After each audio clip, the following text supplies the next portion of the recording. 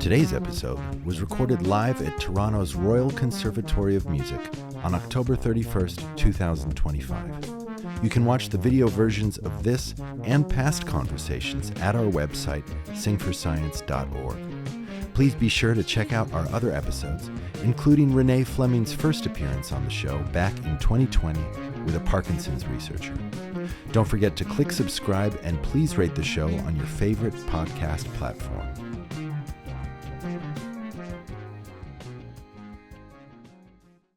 Turns out that when most people don't sing well, it's not because they can't do it. Those motor functions are there. It's a complicated process, and it's something we need to practice. And if we work with it, and if we put in that work, then anybody can become a better singer. I have worked with people who have very severe pitch perception deficits, who can actually learn how to sing and can actually improve their singing ability. So this is something that the general public can do. Like, asking people not to sing is a teacher doing them a huge disservice.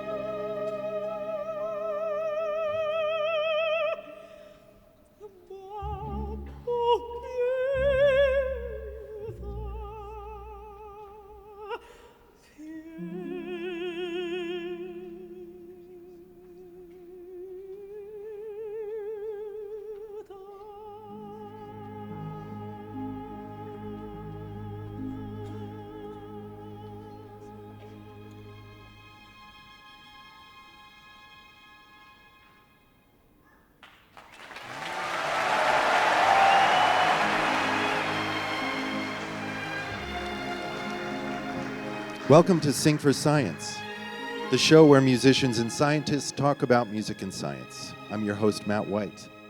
Each week we talk about a song by our guest artist and how it connects with our guest scientist's area of expertise. Today we'll be speaking with celebrated soprano Renée Fleming about her performance of the iconic Puccini aria, O mio Babbino Caro. What makes this aria distinctive is not only its brevity, but how it can reveal an entire world of a singer's artistry within such a condensed piece of music. Its melodic leaps and sustained phrases demand both technical precision and the kind of emotional depth that define great singing.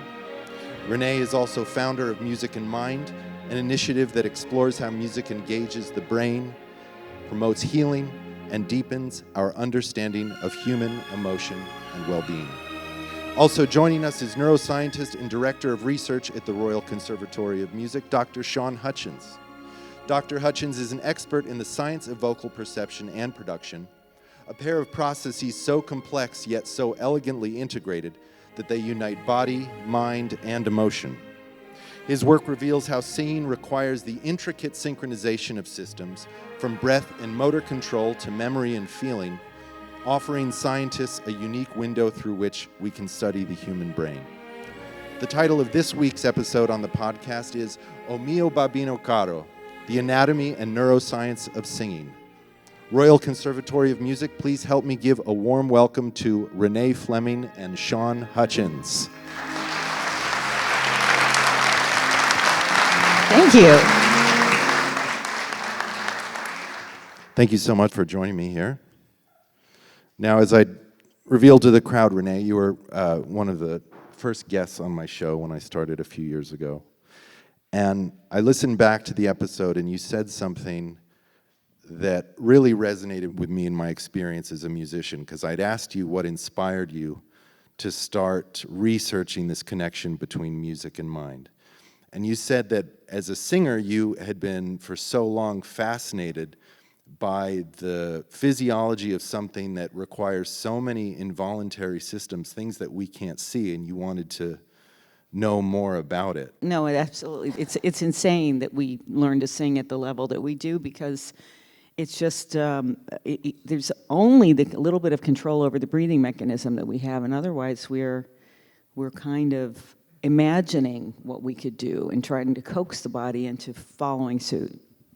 So in the years that you've been doing this work, how has your relationship to the voice evolved with the more information that you have? I don't know that the information has changed, because by and large the way people teach singing has remained constant, with the exception now of much more scientific information about physiology. So that I just try to maintain my vocal health and add to my longevity. Mm-hmm. And that I have really learned some things about that. You care to share what those are? Yeah, well, sure. Yeah, because longevity in singing, in my experience, relates very much to longevity in the body, which is that as we age, gravity just keeps taking us down, and the voice also gets heavier, lower, slower, all of those things. And so I've found some ways to counteract that. And I always tell young singers, stop trying to sound like us. We're trying to sound like you. And yeah, because they're all beefing up their voices, and next thing you know, they lose their top. But my main secret is, and it's not a secret, I talk about it all the time, is straw phonation that Ingo Tietze developed for politicians. Works phenomenally well for singers. So any sopranos and choirs should be straw phonating on the way to rehearsal. It just makes sure that your tube is refined, that the airstream is refined, and that the voice is even throughout the range. And it's made a huge difference. I can warm up much more quickly, and it's really helped me maintain my vocal health. So for the guitar players listening, what is straw phoning? Oh, okay, yeah. Straw phonating is basically your garden variety sort of McDonald's diameter straw works best for me. The smaller straws are good for music theater, but they're too small for me. That makes me tight. So, and it's basically, I just glissando through the straw. Ooh. I mean, you can do what I'm doing now too, but the straw is a little bit easier. I just find it's been a huge game changer for me. And I can also straw phonate in the taxi on the way to rehearsal. It's because it's not loud like singing, or in the hotel, or, So what is that doing?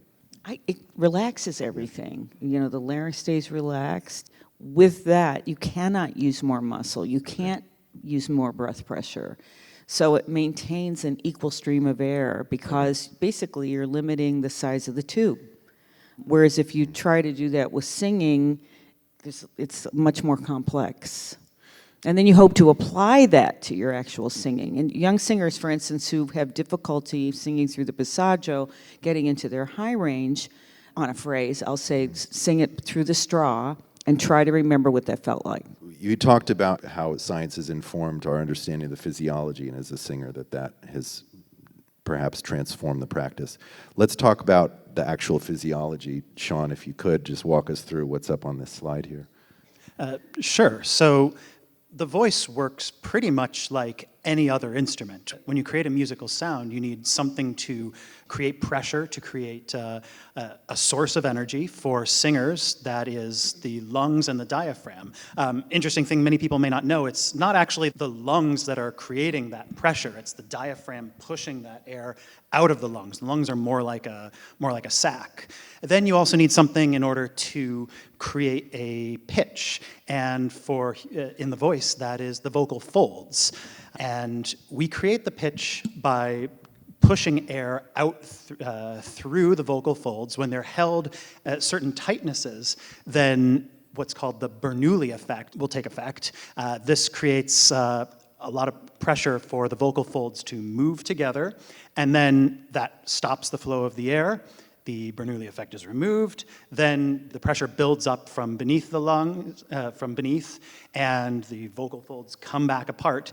And if this is happening, say, 440 times a second, that is going to create an A4 from that sound. All of that will just create a small little buzzing kind of sound, and what we need in order to shape the richness of the human voice is then the resonators and articulators, so that's everything that's above the larynx. And so by shaping that, we actually create all of the different sounds that we're capable of making with the human voice, from any types of words, any types of vowels, any types of differences in timbre. Those are created up above. And when we're shaping those together, this requires the coordination of thousands upon thousands of different muscles and different articulators. And being able to create one precise sound that we want to create, as we're seeing in those and hearing in that aria, for example, that requires a huge amount of control over these different articulators. If you want to create any note, there are hundreds and hundreds of ways to create the same note, but each of them is going to sound different. When you're talking about how the articulators and everything this shapes sort of this raw sound, it makes me think of something I heard once from a Hammond B3 organ player from a blues organ trio. And he was saying how these home organs used to come with these thick books telling you how to reproduce all these different sounds. The theory being that, we've got this raw material, and shaping the timbre of the organ, you can make a saxophone, a flute, all of these different things. I mean, I think it's a little bit of a stretch. It all sounds like an organ to me. But you touched on this Bernoulli effect. So this is fascinating. You told me no muscles are actually controlling the change of pitch. Yeah, there are muscles that control how tightly the vocal folds are held together, but there's no muscle that, when you're singing an A440, that's vibrating at 440 times a second. Rather, it's the combination of the pressure below and the tightness that the vocal folds are held together. So a great example, something that I've used before to demonstrate this, is actually just if you have a balloon and you blow it up and you take the ends of the balloon and hold it out, you can create a little high-pitched squeaking sound. And that squeaking sound isn't because there's muscles in the balloon that are vibrating at that high frequency. It's happening because of exactly the same effect that's going on in our vocal folds. And so to control the pitch, we need to control simultaneously that air pressure from below, which is a function of all of the diaphragm and all the chest muscles, plus how much air is already in there. As the air leaves, the air pressure changes, but we need to keep a constant pressure through there as the air leaves. And then the tightness and shape of the vocal folds that are shaping that pitch as the air moves through. So it's a very complicated type of procedure, and that's, I think, what makes singing both such a rich instrument, but also such a hard one for many people to master, because there's so much going on in there that we don't have visual access to. Most people can't just look at vocal folds and see exactly what they're doing to know how to make it better. Pianists have it easy. Pianists can see exactly where the wrong note is, but singers don't have that advantage. This is what I've always said. And you think about a pianist, they come into a studio to work with a teacher, and by and large, they're all on the same instrument, with small variations, but every singer who walks in the door has a totally different body. And so it's very difficult to kind of get everybody sounding and learning all of these skills, again, with these involuntary muscles. How does this happen? So do we know now which parts of the brain are directing the vocal folds and the breathing mechanism? Because I know my first teacher, who loved the physiology, used to talk all the time about it's the brain, it's hearing the pitch, and your body reproduces it. However, yeah, well, so neurologically, in order to just hit a single pitch and stay on there, there's a ton of processes that go into something like that. So we have involvement of the auditory cortex in order to be able to hear what kind of target note is going on. We also have involvement from the motor cortex. Both primary and supplementary motor cortices are involved with sending out the signals to not just the muscles of the larynx, but everything, all of the articulators, the shape of the tongue, the shape of the face, the pressure from down here. Your posture is going to play a big role of it. So there's motor commands that are going to every part of your body that are shaping that note. But then what's more, to stay on the note and to be able to respond to what you're hearing, you need to involve the somatosensory cortex. You need to be able to understand how your body feels and the relationship between what it feels like and what it sounds like. And it's getting that mapping between the feeling and the sound that's really critical in order to making your voice do what you want. I should also say that these types of processes are not just important for singing. This is the same type of motor process that's going into a lot of speech. Just to produce a simple speech sound also requires this same mechanism. And that's part of why it's, we know that everybody is going to be able to really learn how to use that muscle control and that feedback. But having those different areas of the brain that are responsible for hearing the target note, creating a motor plan, and then revising that motor plan based on the feedback that you get, are all going into singing. Phew. Yeah. It's impressive.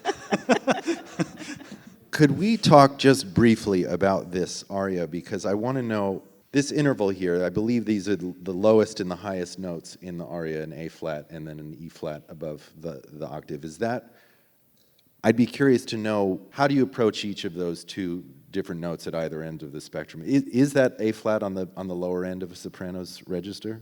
Well, I think the E flat is the lower, and the high notes are A flats. And I should have learned to read music. But oh, right, the A flat, you start on an A flat. And then, yeah, okay. Yeah, right, that's in the middle. That's the A flat in the middle, and then an octave above are the high notes in the aria. So no, I sing much lower than that. It's very middle voice, this aria, and I would also, I think I stay in head voice for most of it, and then of course the top is a slightly different production, but the lower part is quite comfortable. How do you define head voice, Sean? So head voice differs from chest voice or modal voice is the primary difference there. And those really have to do with the shape of the vocal folds as they're being held together. So the modal voice or chest voice typically has fairly strong connections between the vocal folds every time they touch there. So it's strong, it's firm, it's generally very even. For the head voice, they're a little bit thinner and they're a little more rigid. So that creates a slightly different timbre, but it also allows for some of the higher pitch notes to be more easily phonated. I know that you were actually talking about the technique with the straw earlier, and the switch between the head voice and the chest voice is sometimes a very difficult thing for singers to manage because they're very different styles of phonation. You're switching between one motor plan and a very different motor plan, and so being able to do those fluidly without being able to hear really strong differences in how it sounds is a fairly difficult skill for many singers to achieve because in classical singing also, our goal is a very even timbre, even tone up and down, and that takes a long time because we have certain transition areas in range, and depending on your voice type, they're in slightly different places. But we definitely want to sound even, and I think for Broadway, even for music theater singers who are now mixing much more often and singing just a lot of pop vocal on Broadway, and that's hard because they have to carry that mix up much higher than we ever would. Yeah, one of the fascinating things about the voice is there are many different ways of using the voice. So perhaps you've heard of vocal fry. Vocal fry, the kind of sound, can create a very low register where you have like a very soft, very uneven phonation there. There's also whistle timbres. There's other, you can get some really interesting timbres coming out of tube and throat singing. What is vocal fry? So vocal fry is when the vocal folds are loose. They're generally somewhat asynchronous, and it leads to a very low pitch overall. You can sometimes hear people complaining about vocal fry as it's used in certain types of speech. I personally don't think there's anything wrong with that type of phonation, but it does stand out to some people. Is it raspy? Is that the idea? It is a little bit raspy overall. It's been very popular in recent years as well, and it tends to kind of be monochrome. I try to stay out of it if I can, but if I'm tired, it comes in. Was a good example. I think this is a good opportunity to show this quite frankly, a very graphic video you've supplied me with here, Sean, but this is an endoscope of the vocal folds.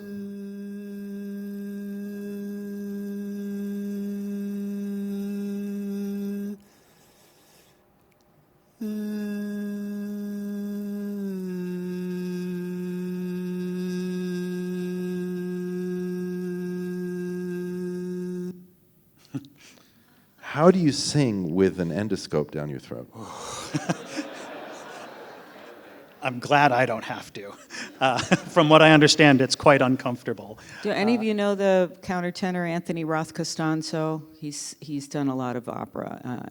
He did a Figaro last year in which he played all the characters in New York City, and he sang, I think it was Dove Sono, holding the scope and singing. And it was on camera for the audience, and the audience, you could just see everybody reacting to this and saying, this is too much information. You know. Oh. I can't imagine doing it, because it is hard to be scoped and make those pitches. Yeah. Your gag reflex. Yeah, I mean, that's quite Kicks in. impressive that he was able to do that. But what you're seeing there, for those of you who are seeing it there, it's a tube that goes up through the nose, and then it is a camera down to actually look at what the larynx is doing while singing is going on. So you get a good look at how the pitch is created by those vocal folds. So, Renee, you've not submitted to the endoscopy, but could you talk a little bit about the experiment you did with the fMRI many years ago? Yes, so that was interesting. You know, because my interest in neuroscience and music brought me to the National Institutes of Health, and I was an advisor at the Kennedy Center, and I said, listen, I think the audience would be really interested in this. Why can't we bring this material to the Kennedy Center and in science and connect science and the arts? So this has been a great project. So they said, well, then why don't you come to the NIH and participate in an experiment? And they had me in an MRI machine for 2 hours. And I sang some phrases, I spoke the same phrases, and I imagined singing those phrases. And all the while they were measuring blood oxygen, this was fMRI, in my brain, to see where the activity was, how much activity there was. And singing was okay. Speaking was okay. Imagining singing was by far the most active in my brain. And the scientists were super surprised by that. And then they finally said, well, you're a singer, so that's second nature for you. So that must be why. I don't know. Have there been follow-up experiments that you can report on? I don't know about those ones specifically, but I do know that singing is actually a fairly hard thing to study in an MRI context, because often something like an MRI will want you to stay very still. If you're doing a comparison between what's happening in one condition versus the other, if you don't have as much context to match between the two, it can make it quite difficult. So experiments like that with highly trained singers are very useful to be able to do that, both because you're very good at controlling your bodies for something like that, but also they can be a little bit, you can find somewhat different results than you would with even people who are well trained, but maybe slightly earlier on in their careers as well. Oh, that's interesting. Yeah. You know, and people said, how could you do that for 2 hours? I said, have you ever flown economy? It's very similar. But what about the clanging of that magnet? Well, they put headphones on so to protect your hearing. Yeah. You couldn't hear it. Yeah. Now, you can hear it, but it's not overwhelming. Okay. So yeah, that was interesting. I mean, I haven't done it again. Yeah, I wouldn't rush back. Do you remember, when you and I were chatting in 2020 with Bin Hu, who studies Parkinson's, right. He said this thing that completely blew my mind, that they researched, it sounded like a similar experiment, in which they would put Parkinson's patients in the fMRI, and they would play them vocal music, stop it, and then ask them to imagine the singing that they heard. And what they noticed in the brain was that it activated the facial system. It activated the facial system. So you don't have to be a singer, but you hear vocal music and then you imagine that vocal music, and it lit up that area, which I think for his purposes was helpful in combating some of the effects of Parkinson's on facial muscles, right? Singing is really good, actually, for that. So, along with movement. I mean, movement's been hugely studied. For Parkinson's patients, just rhythm and music are extremely helpful. They stop the freezing and shuffling that occurs so often in the disease. So, but singing is great because people have difficulty speaking at some point, and it kind of helps keep them going with that. Yeah, these movement disorders are really helped by musical initiatives. Earlier at the symposium, you played a couple different videos, and they were talking about there's a gentleman who'd been in a snowboarding accident who had this remarkable recovery through music therapy, and then there was a woman who was debilitated from Parkinson's who was able to dance but not walk. Could you tell us about that? So Forrest, who had this unbelievable traumatic brain injury from snowboarding without a helmet, his brain was just crushed. And he, after a couple of years, still couldn't speak. And he was 17, so he was lucky he had the plasticity to be helped. So melodic intonation therapy uses the singing part of the brain to reenact speech. And because the Broca area, which is speech-oriented, ceases to work if you've had a stroke or had an injury to that side of the brain. And please correct me if I'm saying anything wrong. I'm like an armchair scientist. But Citizen scientist. Citizen scientist, there you go. I'm an advocate. So he recovered with this incredibly creative music therapist. I mean, his whole story is in a documentary film called Music Got Me Here on Amazon. And he learned speech again through singing. So it's a very moving story, and ultimately he recovered really well. He could speak, he was dying, he wanted to have a natural, he finished high school, he drove. I mean, and when you first see him, you can't believe he accomplished all that. So music therapy gave him speech.